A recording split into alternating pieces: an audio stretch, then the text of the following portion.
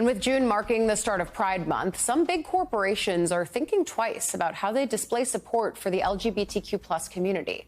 It comes as the Trump administration takes a hardline stance against anything to do with diversity, equity, or inclusion.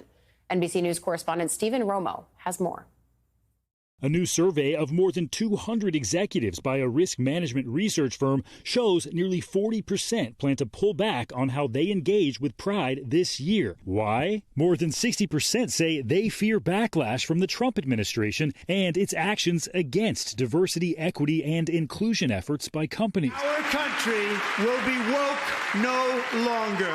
The cultural shift going beyond just Pride. You see here the 14-point drop from Republicans in just 4 years in supporting same-sex marriage, the lowest level of acceptance for the party since 2016, when then candidate Trump said this after the Pulse nightclub shooting. I will do everything in my power to protect our LGBTQ citizens from the violence and oppression of a hateful foreign ideology. Joining us now, national correspondent for USA Today, Michael Collins. Michael, can't help but feel the president was right there in 2016 that we should be protecting this community against violence. And yet what we're watching here is this chilling effect from the administration's actions of companies who don't want to get on the administration's radar. And so they're pulling back their public support for this community. In my conversations with advocates, as they go into Pride, some of them say, all right, maybe they're not being public about it, and they should be.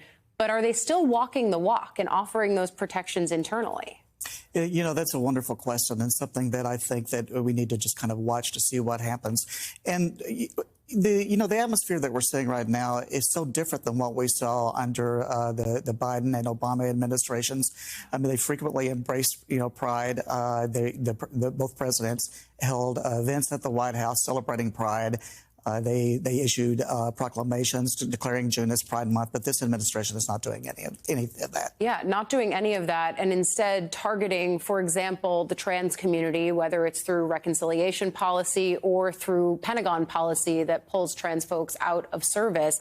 Can you talk a little bit about the trans erasure that we're seeing? Because you've done some really good reporting from veterans of the Stonewall movement. Pride is a riot, after all, or at least it started that way, about what they're seeing now marking this Pride Month. Sure. So the Stonewall Inn was and is a very popular bar in New York City, in New York City's Greenwich Village. And it was the site of a riot in 1969 that is kind of considered the spark that ignited the LGBT rights movement.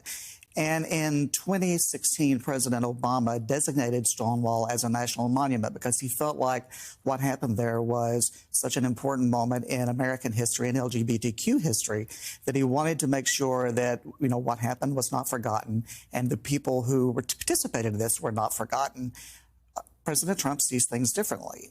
His administration has been on a campaign to erase or at least weaken programs that he thinks promote what he calls wokeism or diversity and inclusion. And you may recall on his first day in office, he signed a number of executive orders. Yeah. One of those orders declared that his administration would only recognize two genders, male and female.